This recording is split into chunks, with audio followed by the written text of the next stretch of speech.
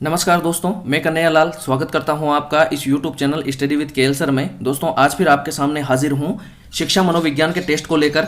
Psychology यानी शिक्षा मनोविज्ञान के टेस्ट को लेकर। दोस्तों इससे पहले भी शिक्षा मनोविज्ञान के टेस्ट ले चुका हूं, जिनका लिंक आपको इस वीडियो का आई बटन पर मिल जाएगा और डिस्क्रिप्शन में प्लेलिस्ट मिल जाएगी। दोस्तों इसमें बिल्कुल परीक्षा की तरह नवीन सिलेबस पर आधारित 30 प्रश्न है, जो कि रीट लेवल 1 और लेवल 2 दोनों ही की दृष्टि से बहुत ही महत्वपूर्ण है।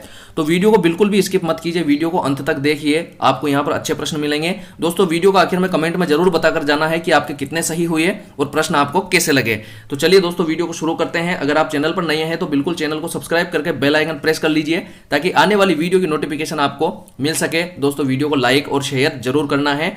पहला प्रश्न है, इस अवस्था को मिथ्या परिपक्वता का समय भी कहा जाता है? शेषवावस्था, बाल्यावस्था, किशोरावस्था, प्रौढ़ावस्था। तो बताइए इस प्रश्न का सही उत्तर क्या है? दोस्तों इस प्रश्न का सही उत्तर होगा विकल्प नंबर 2, बाल्यावस्था। बाल्यावस्था को मिथ्या परिपक्वता का काल भी कहा जाता है, और रोस ने इसे छद्म अथवा मिथ्या परिपक्वता का काल कहा है, बाल्यावस्था को रोस ने। तो चलिए दोस्तों दूसरा प्रश्न है, प्रश्न नंबर 2, राष्ट्रीय पाठ्यचर्या रूपरेखा 2005 में बहुभाषा को एक संसाधन के रूप में समर्थन दिया जाता है, क्योंकि यह तरीका है जिसमें प्रत्येक बालक सुरक्षित महसूस करे, भाषागत पृष्ठभूमि के कारण कोई भी बालक पीछे न छूट जाए, यह बालकों को अपने पर विश्वास के लिए प्रोत्साहन देगा, इनमें से सभी। तो बताइए इस प्रश्न का सही उत्तर क्या है? दोस्तों यहां पर इस प्रश्न का सही उत्तर है विकल्प नंबर डी, इनमें से सभी। दोस्तों बालक सुरक्षित महसूस करता है, भाषागत पृष्ठभूमि के कारण कोई बालक पीछे नहीं छूट जाए, बालकों को अपने पर विश्वास के लिए प्रोत्साहन देता है। इस तरह से यहाँ पर सभी सही होगा। राष्ट्रीय पाठ्यचर्या रूपरेखा 2005 में बहुभाषा को संसाधन के रूप में जो समर्थन दिया है, उसमें यहाँ पर विकल्प नंबर 4 सभी सही होगा। दोस्तों वीडियो लंबा नहीं हो, ज़्यादा टाइम वेस्ट नहीं हो, इसलिए थोड़ी सी स्पीड बढ़ा रहा हूं। अगर आपको ज़्यादा लगे तो आप स्पीड कम करके भी देख सकते हैं। तीसरा प्रश्न है, रिक्त स्थान की पूर्ति से संबंधित प्रश्नों द्वारा छात्रों की किस योग्यता का मूल्यांकन होता है? प्रत्यास्मरण योग्यता, भावात्मक योग्यता, सृजनात्मक योग्यता और बौद्धिक योग्यता।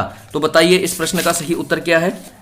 दोस्तों यहाँ पर इस प्रश्न का सही उत्तर है विकल्प नंबर 1, प्रत्यास्मरण योग्यता। रिक्त स्थान पूर्ति से संबंधित जो प्रश्न होते हैं उनके द्वारा छात्रों की प्रत्यास्मरण योग्यता का मूल्यांकन होता है। अगला प्रश्न है प्रश्न नंबर 4, निम्न में से कौन से स्वाधीनता के लक्षण है? कमजोर सामाजिक व्यवहार, रूढ़िबद्ध व्यवहार, कमजोर संप्रेषण, उपयुक्त सभी।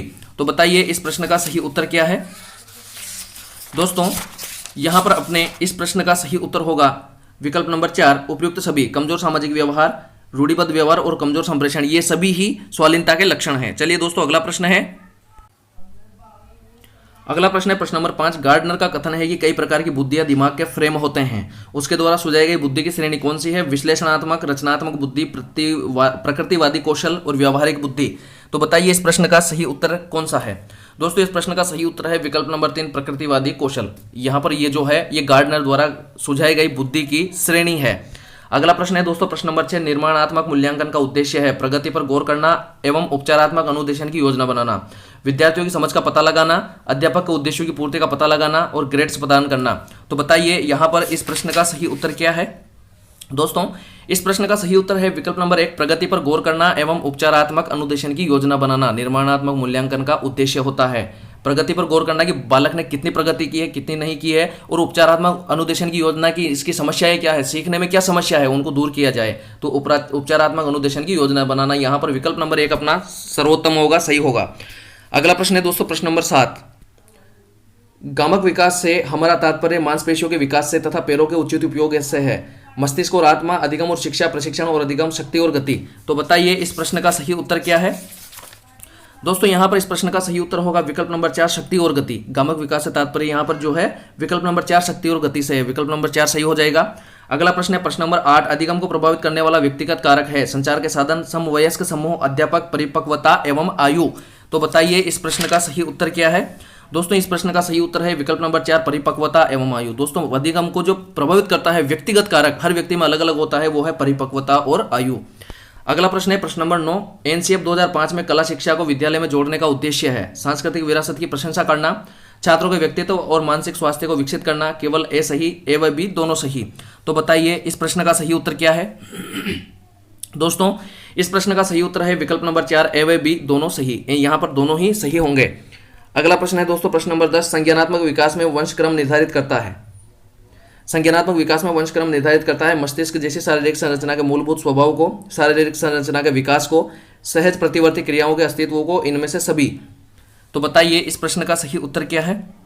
दोस्तों इस प्रश्न का सही उत्तर है विकल्प नंबर 1, मस्तिष्क जैसी शारीरिक संरचना के मूलभूत स्वभाव को जो वंशक्रम है वो सबसे ज़्यादा जो निर्धारित करता है वो विकल्प नंबर 1 वाले को निर्धारित करता है, मस्तिष्क जैसी संरचना के मूलभूत स्वभाव को। तो यहाँ पर विकल्प नंबर 1 अपना सही हो जाता है। अगला प्रश्न है दोस्तों प्रश्न नंबर 11, समाजमिति विधि के जनक है अल्फ्रेड रोरशा, हरमन रोरशा, लियोपोल्ड बेलक, जे.एल. मोरेन। तो बताइए इस प्रश्न का सही उत्तर क्या है। दोस्तों यहाँ पर इस प्रश्न का सही उत्तर है विकल्प नंबर 4, जे.एल. मोरेन। समाजमिति विधि जो है उसके जनक है जे.एल. मोरेन। चलिए अगला प्रश्न है दोस्तों प्रश्न नंबर 12, शिक्षा का अधिकार अधिनियम 2009 में दुर्बल एवं अभावग्रस्त समूह के बालकों के लिए पहली कक्षा में कितनी सीटों पर प्रवेश देना अनिवार्य किया गया है। 20%, 25%, 30%, 40%। तो बताइए इस प्रश्न का सही उत्तर क्या है। दोस्तों यहाँ पर इस प्रश्न का सही उत्तर होगा विकल्प नंबर 2, 25%। 25% सही आंसर आएगा। अगला प्रश्न है प्रश्न नंबर 13, निम्न में से कौन सी ग्रंथि का विकास बाल्यावस्था में होता है। ओडिपस, इलेक्ट्रा, ए व बी दोनों, कोई नहीं। तो बताइए इस प्रश्न का सही उत्तर क्या है। दोस्तों यहाँ पर अपने इस प्रश्न का सही उत्तर होगा विकल्प नंबर बी, सी, ए व बी दोनों। दोस्तों ओडिपस और इलेक्ट्रा दोनों ही ग्रंथियों का विकास बाल्यावस्था में होता है।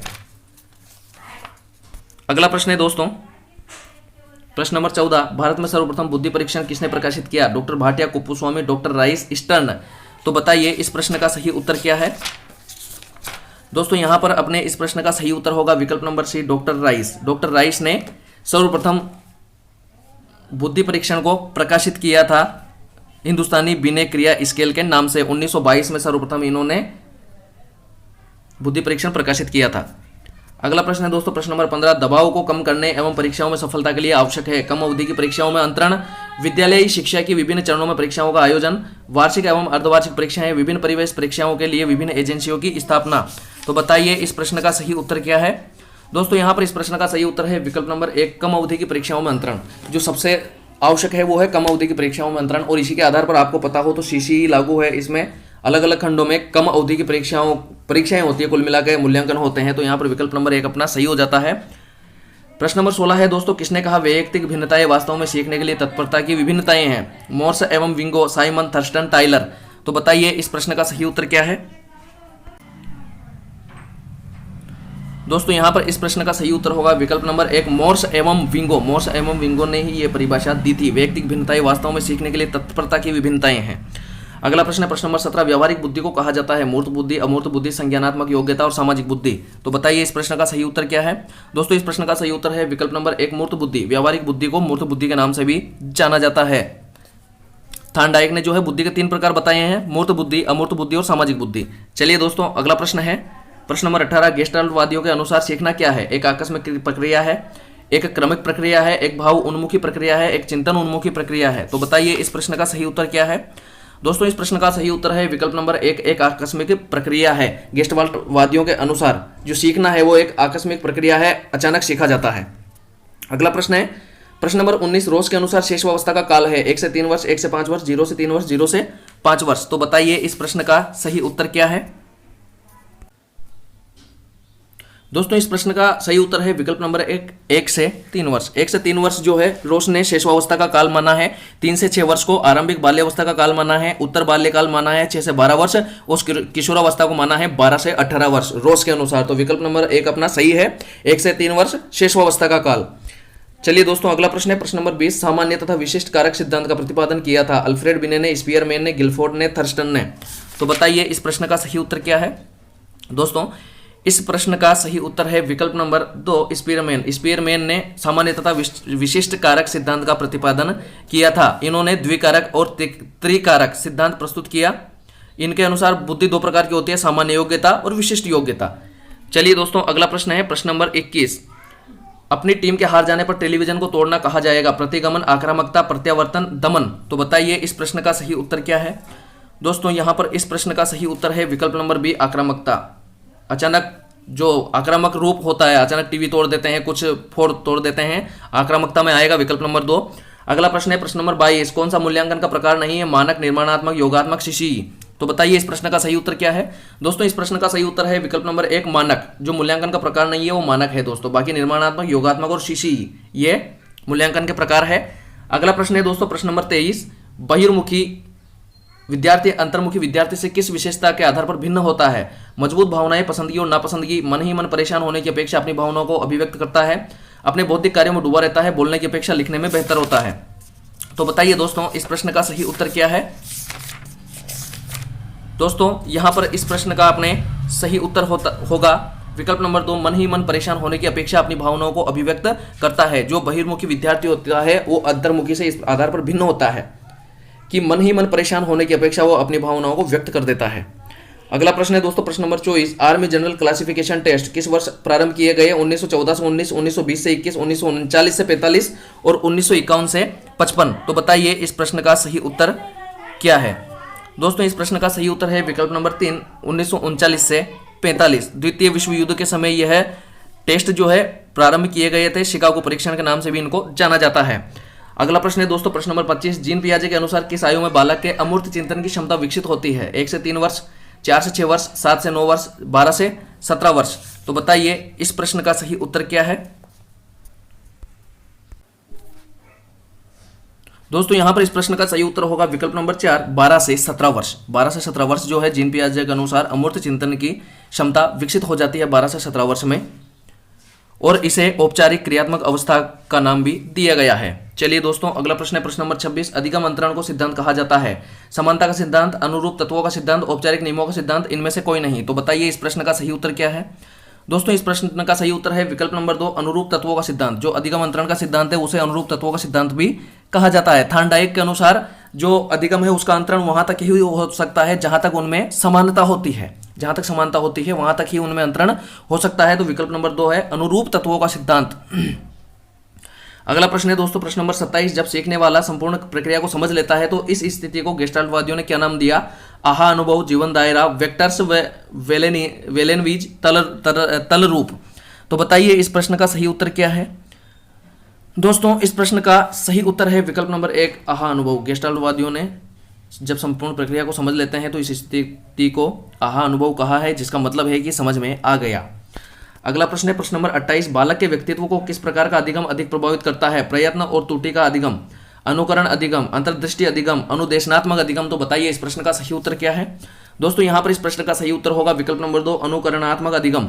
जो बालक के व्यक्तित्व को सबसे ज्यादा प्रभावित करता है वो करता है अनुकरणात्मक अधिगम। दोस्तों बालक जिसे अपना आदर्श समझता है, अपने आप को उसी के अनुसार ढालने की इच्छा रखता है, तो अनुकरणात्मक अधिगम बालक को सबसे ज्यादा प्रभावित करता है। चलिए दोस्तों अगला प्रश्न है प्रश्न नंबर 29, फ एवं व, म एवं न अक्षरों की ध्वनियों में अंतर न कर पाना अधिगम की समस्या से संबंधित है? अवधान केंद्रण, स्मृति की, प्रत्यक्षीकरण की, इनमें से सभी। तो बताइए इस प्रश्न का सही उत्तर क्या है? दोस्तों यहाँ पर इस प्रश्न का सही उत्तर होगा अपने विकल्प नंबर सी यानी विकल्प नंबर 3, प्रत्यक्षीकरण की। जो फ एवं व, म एवं न जो ध्वनियों में अंतर न कर पाना जो समस्या है वो प्रत्यक्षीकरण की, अर्थात वो दोनों में प्रत्यक्ष रूप से अंतर नहीं कर पा रहा है, प्रत्यक्षीकरण नहीं कर पा रहा है। तो विकल्प नंबर 3 अपना सही होगा। अगला प्रश्न है दोस्तों प्रश्न नंबर 30, अगला और आखिरी। अगर आपने वीडियो को अभी तक लाइक नहीं किया तो बिल्कुल लाइक और शेयर कर दीजिए दोस्तों। 30वां प्रश्न है, चिंतन मानसिक प्रक्रिया का एक पहलू है, ज्ञानात्मक, भावात्मक, क्रियात्मक, इनमें से कोई नहीं। तो बताइए इस प्रश्न का सही उत्तर क्या है? दोस्तों इस प्रश्न का सही उत्तर है विकल्प नंबर 1, ज्ञानात्मक। चिंतन मानसिक प्रक्रिया का एक ज्ञानात्मक पहलू है, तो विकल्प नंबर 1 अपना सही हो जाता है। चलिए दोस्तों आज के लिए इतना ही, मिलते हैं जल्दी ही नई वीडियो में नए टेस्ट के साथ, नए मॉडल पेपर के साथ। तब तक के लिए नमस्कार।